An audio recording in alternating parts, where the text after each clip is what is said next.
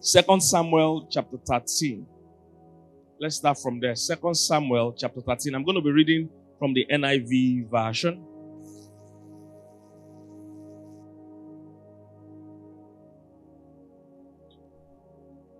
As I was saying, some things some people feel is not even love. You think it's love. And the challenge is that love is one of the most misunderstood, misconstrued, misrepresented, words ever. So somebody saying, I love you. When he enters into the marriage, he will not find that he doesn't really love the person. If everybody that is divorced today at one time thought they love the person they are divorced with now. Do you understand? At one time, they thought, I love this girl. I love this boy. And after a while, it changed to, I hate this boy. I hate this girl. So you need to even be able to know if what you are feeling is love. It's not all feelings that you have that is love. And what happens to people, because some of them are not very experienced or knowledgeable, they equate every feeling they have as love. You see one boy, you're having fever, you say it's love. It's coronavirus. Because you just saw one boy, you say, hey, pastor, I see the boy, I was shaking, I love him. It's not love. There are many other things that resemble love, but are not love. Say, I just love him. How do you know? Whenever I'm cooking, I'm thinking about him, I forget the food burn. I love him. Some of those things are infatuation. Some are obsession. It's not necessarily, some are just sexual attraction. It's not love. You will have these feelings for many people throughout your life, but it's not necessarily love. But we'll look at a few signs that you used to know if it's love. Because the challenge is some people don't even know if they love somebody or not. So we'll look at a few things. So let's read the scripture and we'll build from there. 2 Samuel 13 verse 1. NIV. He said, in the course of time, Amnon, the son of David, did what? Fell in love with Tamar. Say he fell in love. The beautiful sister of Absalom, son of David. In those days, it was still okay to marry your step sister. He said, Amnon became so what? Obsessed with his sister Tamar, that he made himself ill. He was sick. If it's today, we'll just say, no how. This is not true love. Hey, yeah. Oh, well, That's what we will say. Because he's ill. But there are many things you feel that is not love. It just looks like love. They are not love. The guy was growing lean. He was growing sick. He could not eat. He says it's love. So when I see him, I can't breathe well. It's asthma. It's asthma that is doing you. Asthma. Go and buy inhaler. So I'm not breathing well again. He said he fell in love. So much obsessed that he made himself ill. He said she was a virgin and it seemed impossible for him to do anything to her. He said now, Amnon had an advisor named Jonadab. We always have one bad friend somewhere. You can't successfully fail without a bad friend. I'm telling you can't successfully fail. He said he had a friend, Jonadab was a very shrewd man. He asked Amnon, why do you, the king's son, look so haggard morning after morning? That means this thing lasted for a few days. They were seeing him was looking remorse, looking sober. They said, what's doing you? Won't you tell me? Amnon said to him, I can't hear you. I am what? I'm in love with Tamar. He said, I'm in love. Hey. Verse 5. The guy told him, look, I have a plan. He said, go to bed and pretend to be ill. Jonadab said, when your father comes to see you, tell him you want your son to come and make food for you. Go to verse 6. So Amnon laid down, pretended to be ill. When the king came to see him, he said, send my sister to come and make food for me. Verse 7. Just paraphrase. Verse 7. David now sent word to Tamar at the palace to go to the house of his brother Amnon and prepare food for him. So Tamar went there and prepared the food, and Amnon was laying down. She took some dough, kneaded it, and made bread in his sight and baked it. Then she took the pan and served him the bread, but he refused to eat. He now sent everyone out of here. Amnon said, so everyone left him. Verse 10. Then Amnon said to her, bring the food here into my bedroom, so I may eat from your hand. And Tamar took the bread and that she had prepared and brought it to her brother in his bedroom. But when she took it to him to eat, he grabbed her and said, come to bed with me, my sister. Sister, come to bed. Verse 12. No, my brother. Some of you didn't watch Tales by Moonlight, so you don't understand what I'm doing. Father, she said to him, don't force me. Such a thing should not be done in Israel. Don't do this wicked thing. What about me? Where could I get rid of my disgrace? And what about you? You will be like one of the wicked fools in Israel. Please speak to the king. He will not keep me from being married to you. But he refused to listen to her. He said he refused to listen to her. And since he was stronger than she, he what? Raped her. Then Amnon hated her with what? Can you imagine? See what happened?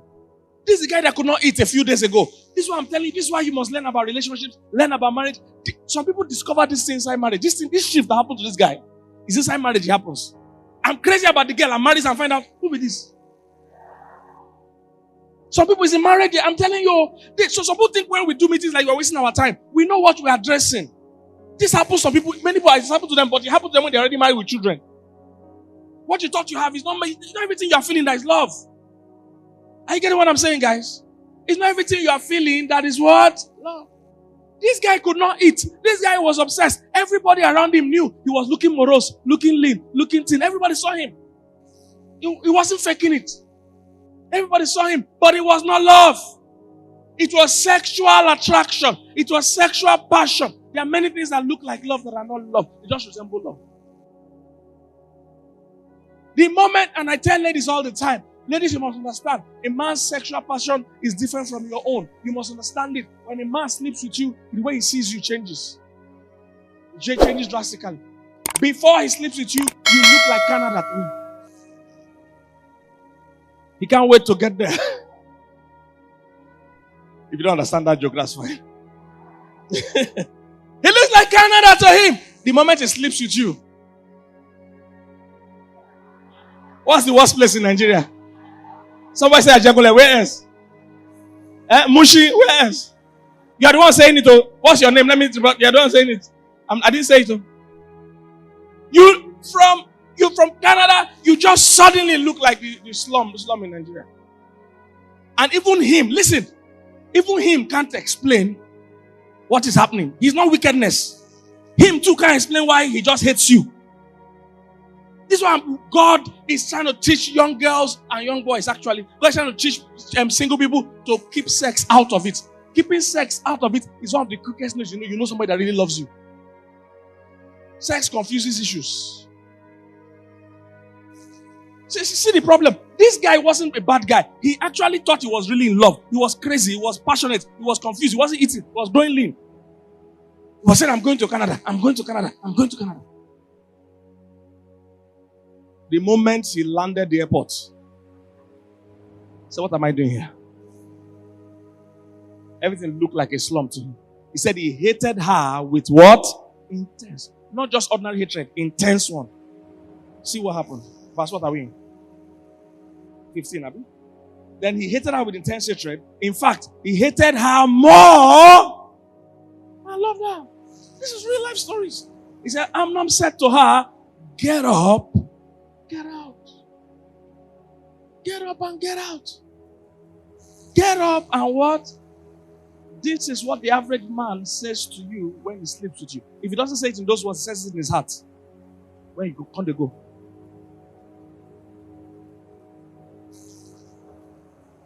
Because sexual passion in men is way stronger than that of women. Women associate sex with love. Men do not. All this is biology and chemistry in human being's body. Okay. Say, get out of here. See verse 16. She said, no. She said to him, sending me away will be greater wrong than what you have already done to me. But he refused to what? This is the second time we're hearing he refused to listen to her. Very important because we play in our message.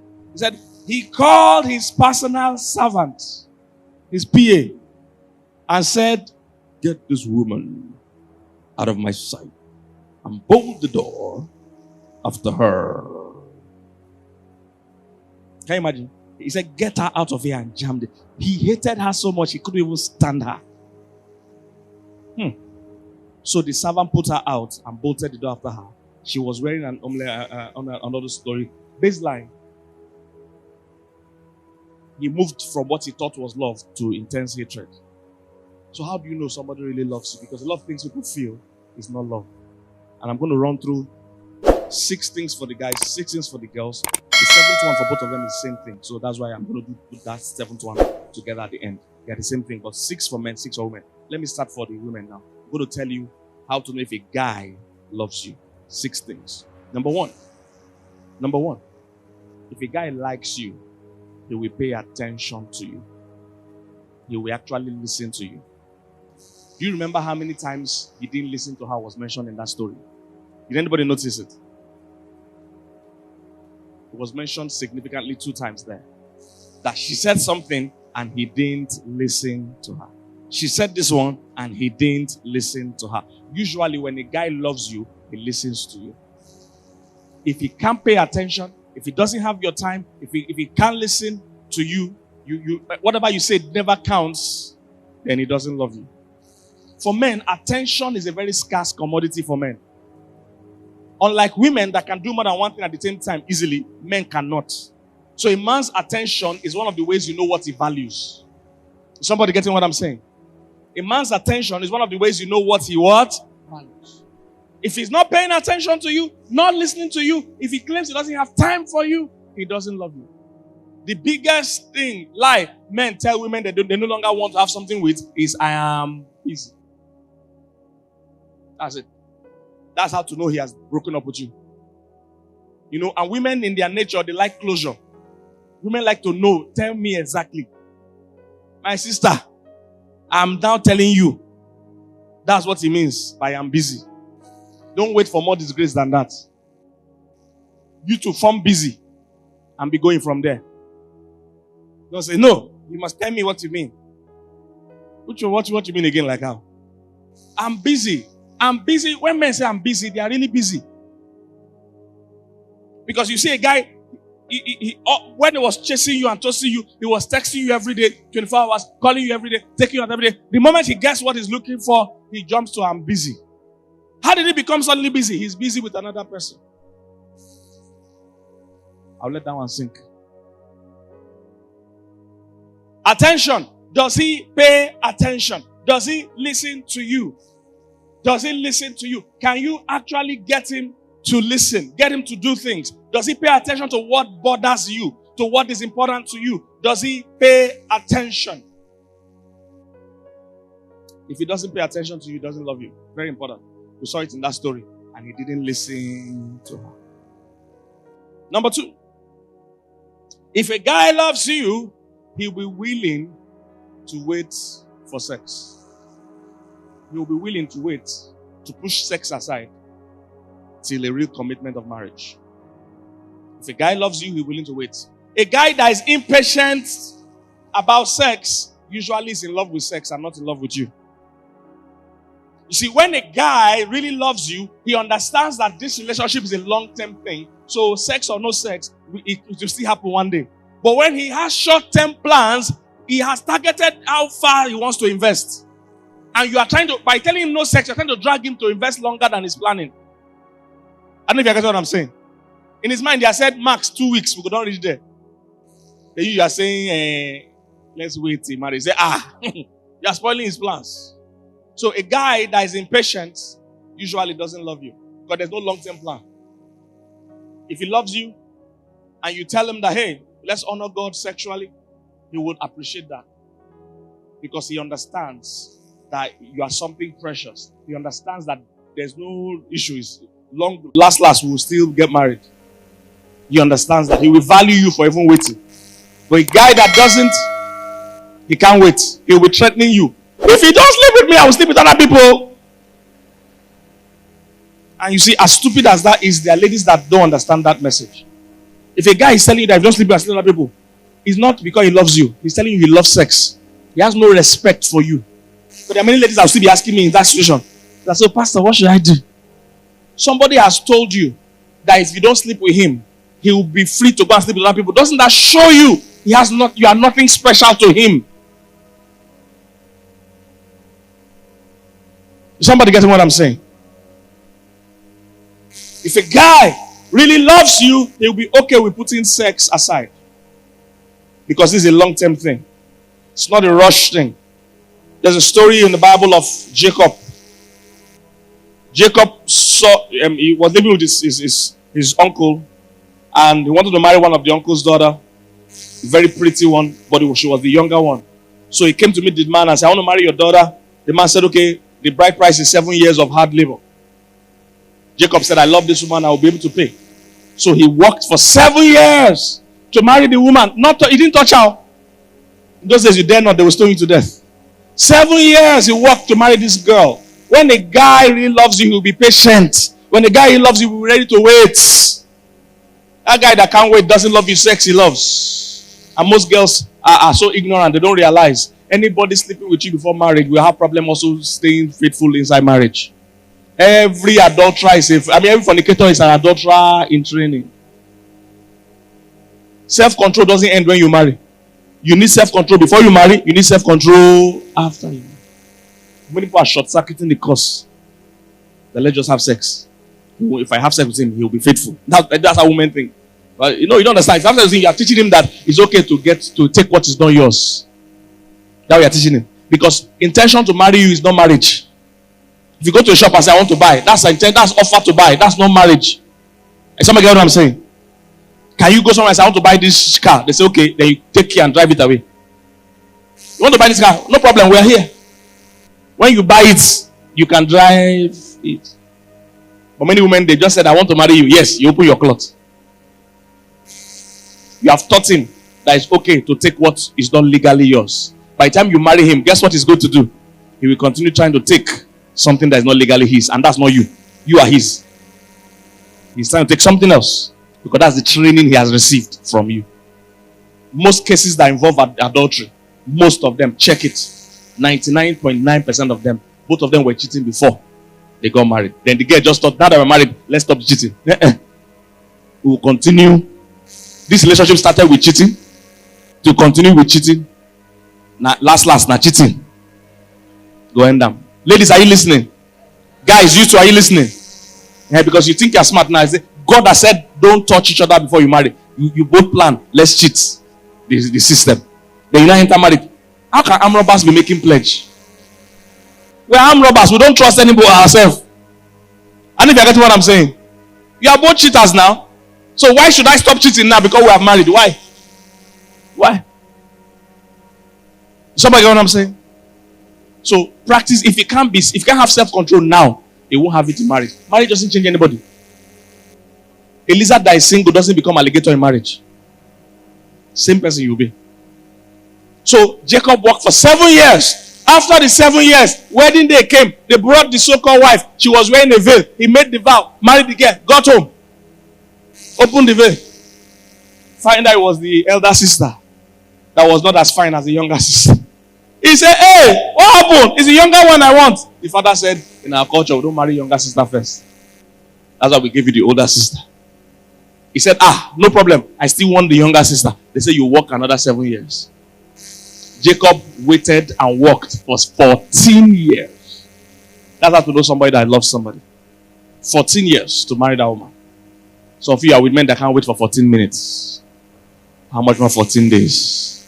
And you think it's you he loves. It's not you he loves, it's sex he loves. It has nothing to do with you. After he has you, he will look for another person. If he loves you, he'll be willing to put sex aside. Number 3. If he loves you, he will be glad and quick to introduce you to people that matter. If a guy really likes you, one of the things you will notice is that he's very proud of you. Very proud of introducing you to the people that matter. I understand he might not post your picture everywhere in the world. I understand he might not make public announcement on Third Mainland Bridge or on Billboard. I understand that. Because some people can form that they are private. However, you can't be so private that nobody in this world knows. That one is scam. Oh. My sister, that one is what? Scam. Because some girls, they see scope, some girls that scope till today. That you see, I mean, I have haters. You know, You know, you know, you know, we are, we are big. We are public people. We can't show ourselves like that. My brother, marriage is not a private affair. Both of you can marry on that chair. I guess what I'm saying? Don't let anybody deceive you. Marriage is a very public issue. All of us go still know last. Won't you have children in that marriage? Will you hide everything? Marriage is a public issue. So yes, he might not make a public newspaper announcement. However, the important people in his life must at least know. If he has haters, at least his parents are not his haters. His pastor is not part of the haters. His mentors or boss in office is not part of him. The important people at least must know. If he's hiding you from everybody, you are not the only one. That's why he can't show you anywhere. And in these 20-something years I've been doing this job, I keep teaching girls this thing and some of them still don't get it. So I ask my cousin, pastor, there's this guy. He's a celebrity. He's a publicity. He's a... all these many things. He can't tell anybody. I said, nobody at all knows. Say, nobody. He said, we must not tell anybody. I say, he's coming you. Then 2 weeks after, 3 or 1 month after, she will come back and say, he has broken up. I say, of course, he has broken up. You were dating yourself. He was never dating you. If the guy is hiding you from the important people, his parents, his pastors, his boss, his mentors, important people in his life, need to at least know you. Important people of integrity, not his drunkard friends. Because those ones are part of the scam. They're going to call you our wife. They're going to send you errand. Pepper soup today. Jollof rice tomorrow. They all know that you are not the one. Don't mind those boys, though. Those boys are not safe, though. Our wife. They're going to look at themselves and say, see this fool. You're not a fool. You're going to laugh. They say, what are you cooking for us this weekend? You two got the phone busy. This weekend, we are eating stir-fried rice, shrimp. Those boys are wicked. You got the phone busy. Stir-fried rice, shrimp, different. You dey cook for your mind. You don't see husband. Hallelujah. So I'm talking about people of integrity and respect in his life, not his friends. His friends can be part of the scam. Most times his friends knows the other girls and they are all trying to decide. They always have meeting and conference to choose who and who is scoring points. They are all choosing. So the people eating your stir-fried rice, if you see what they talk about you for the election. So that one thing, because she's cooking for us. She think because she's cooking for us, we will vote her. Don't marry her. No leave food, Sabi. And then they eat your food. Is somebody getting what I'm saying? If he's hiding you, he's scamming you. If he's hiding you, he is what? He's scamming you. So if he loves you, he'll be glad to introduce you to important people in his life. When I first met my wife and we started a relationship, the first thing I did was I took her to my mentors, Reverend Sam Ademi, Reverend Victor Ademi, and Reverend Pastor Femi Oduwale, and I introduced her to them. I told her she's even free to report me if I misbehave at any time. So that must be there. Number 4, when he really loves you, he will be protective of you. He will be protective of you. When a guy loves you, one of the things you'll notice is that he's very protective of you. This means he would not abuse you. He's very protective of your well-being, your welfare. Any guy that is constantly abusing you now, he will beat you in marriage. Constantly threatening you now, he doesn't love you. When he loves you, he'll be protective of you. He will protect you from his own in-laws. From his parents. Protect you from his siblings. He will protect you. Not the one that is throwing you like a lamb amongst wolves. For his sisters to terrorize you. For his parents to terrorize you. He will protect you. I remember the first. Throughout my marriage, I've had to do those things for my wife. Because you don't. First time she came to visit me, my mother-in-law. No. Sorry, my mother. Her mother-in-law then, my mother. So my mother was in the house. Or my mother came to meet us in the house. And my mother, saw that we were talking in the parlor. And my mother later now told her that, is your mother not at home? Now, millennials don't understand that. Millennials won't understand that. But for mature people here, when a woman of the man you came to visit is asking you about your mother that she doesn't know, what she's saying is that you don't get anything to do for house. You know, millennials don't. I have to explain to millennials. But millennials might think it's greeting. Say, no, she's not at home. No, that's not. It's not a. It's a rhetorical question. There's no answer to the question. The answer to the question is carry your purse and your shoe and go and help your mother home. So my mother said that, and I was very upset. So when I took her to the bus stop or whatever, I took her home. I can't remember. She went up. When I came back, I told my mother, don't ever, don't try it. See, those of you, you must understand something. Your parents sometimes are emotionally bounded to you. So they become emotionally territorial to you. They don't even mean bad. They are just dealing with separation anxiety. Because your mother, some of you don't have children, so you don't understand. Me as I'm here, I'm already thinking of when my children will grow. They're not grown. The oldest one is 8 years old. I'm already saying, so one day, these children, they won't need me again. They won't be going to their house. Because I'm so used to coming home and meeting them. I'm so used to they coming home from school and meeting me. They're always in my room. I'm used to it. So I'm picturing that one day, I'll be calling them and say, Mommy, I'm busy. Come here, my friend! Hey, what? Come on, be staying here. So it's separation anxiety. It's going to happen. A time will come, your children are not going to need you. They only talk to you. Some of you know how rarely you call your parents. Sometimes once a month. The men, you're once a year. It's your parents that call you. They don't call you, don't talk to them. Am I correct? It's the women that even try to call once more. So imagine that. So a time will come. These children that are with you 24 hours every day. A time will come, they will grow, have their own friends, have their own phone, have their own life. So some parents become very protective.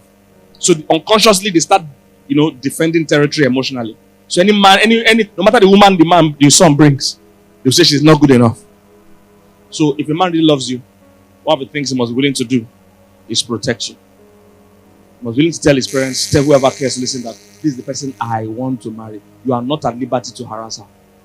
You are not at liberty to do it. So I have to have that serious talk with my mom. You can't do that. And even when we got married, it took about 8 years before we had our first biological child. In that course of 8 years, nobody had the liberty to come and tell her rubbish. There are some families like that. If there's even 2 years delay, you will see the sister-in-law, mother-in-law come and say, come and sit down. Knee down in the middle here. I'm telling you, in this Nigeria, you will knee down. And all the aunties and uncles, everybody sit down and say, when we're talking to you, put your hand down. They will need your wife in front of them. Those things can never happen. If the guy knows his onions. No. It's not our wife, please. It's my wife. Maintain space, please. You get what I'm saying? Whenever they want to shoot bullets at that woman, you are the one that should stand there. Because they can't shoot their own. Don't push her in front and say, go answer mama. No, you answer. I get what I'm saying? If your mother-in-law is always disturbing your fiancé or your wife, if she anytime he calls, you pick the phone. Yes, mama, how can I help you? And you change your tone. You get what I'm saying? Basically, I'm just saying be protective. When the guy really loves you, he'll be protective of you. He himself won't be the one battering you and pulling down your self-esteem and verbally insulting you and physically insulting you. If guy is beating you, you are still asking, what should you do? Say, Pastor, my boyfriend slapped me. What should I do? I say, come make I slap you. That slap never do you. What should you do like how? If he's slapping you now that you're already dating, he will kill you in marriage. Somebody get what I'm saying? Because in marriage, something called sephini enters. In English, it's called see finish.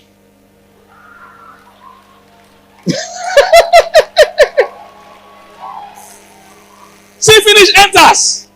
So if he does it, I just mix up.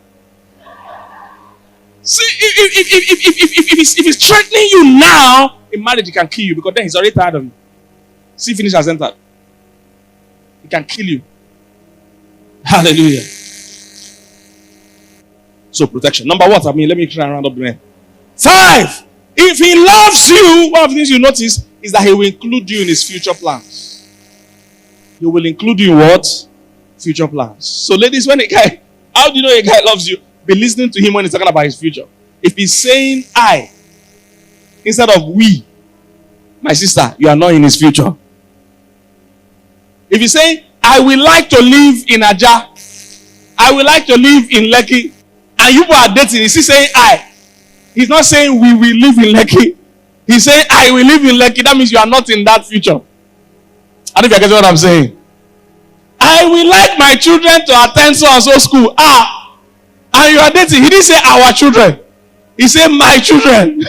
You are not the mother of the children. Just in case you don't know. Does he include you in the future plans? They say, I will like to live abroad. It's all we will like. Find out, is he including you in his future plans? Because men are very forward oriented. They are very future minded. If he's not including you in the future plans, and if he's not sharing his future plans with you, one of the ways you know a guy loves you is that he's always quick to share his future plans with you. If you don't know anything about his future, then he doesn't love you. He's still coding. I've seen people that they are dating. The guy is preparing documents to travel. She doesn't know.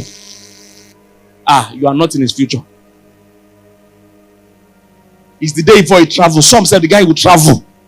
They now call you and say, hey baby, I'm in Canada. And the guy will ask me, so pastor, what should I do? I said, my sister, if he can plan traveling, his whole family were part of it, and none of them told you, they have all agreed. You are not the one. They've all agreed. So watch out for that. And number what? 6. If he loves you, he will be willing to invest in the health of that relationship. When a guy loves you, one of the things you will notice is that he's willing to invest in the health and well-being of that relationship. He'll make investments. So this will include, he'll be okay with coming for seminars like this. Some of you now, guys are here. It's a woman that brought you. She said, you must follow me. If you don't follow me, we won't marry. And you are here. And I'm talking about you in present. Don't laugh. Just look straight. They won't know it's you. You don't normally like to come for things like this. But Chige told you that, let's go. Follow me now, please. And you follow her. You like her. Marry her. I'm joking. Don't marry because of that. Look at it broader than that. But basically, I'm saying, if a guy really likes you, one of the things you notice is that he's willing to invest in the health of that relationship. So he wants to attend seminars with you. He won't mind going for counseling with you. When he really loves you, he's okay. That if he's not even the kind of person that goes to church, if he really likes you, I say, let's go to church, he will follow you. He's ready to invest in the well-being of that relationship. It's one of the ways to know. Because men are not naturally relational. Most of them might not be. So, but when they see somebody they really like, they start reading relationship books, they start listening to messages, and all those things. Because now, there's one lady that is disturbing them to do so. Alright? So I'll do 6 here. I'll do 6 for the women now. Then the 7th one is the same for both men and women.